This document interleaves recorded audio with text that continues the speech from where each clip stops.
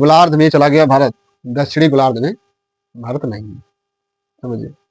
उत्तरी गोलार्ध में भारत चला गया तो भारत के 8 राज्यों से कर्क रेखा जाती है।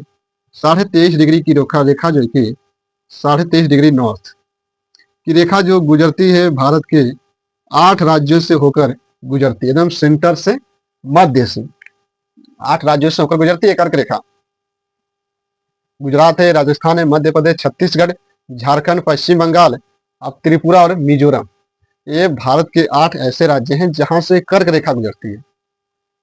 पूछा यह भी जाता है कि कर्क रेखा के दक्षिण में कौन सी नदी है, तो गोदावरी नदी, अरिहंत नदी, बेतवा नदी और सोन नदी। सोन नदी, रिहंद नदी, बेतवा नदी को काटती है कर्क रेखा। सोन नदी, रिहंद नदी, बेतवा नदी, ये 3 नदियां को यही कर्क रेखा काटती है। कर्क रेखा काटती है सोन को, बेतवा को और रिहंद को। ये 3 नदियां हैं जो कर्क रेखा काट रही है। लेकिन प्रश्न ऐसे नहीं आया अभी तक। प्रश्न में ये आया है कि कर्क रेखा किस नदी को 2 बार काटती है, एक बार आते समय, एक बार जाते समय। तो यहीं पर कर्क रेखा है, तो आप देखेंगे कि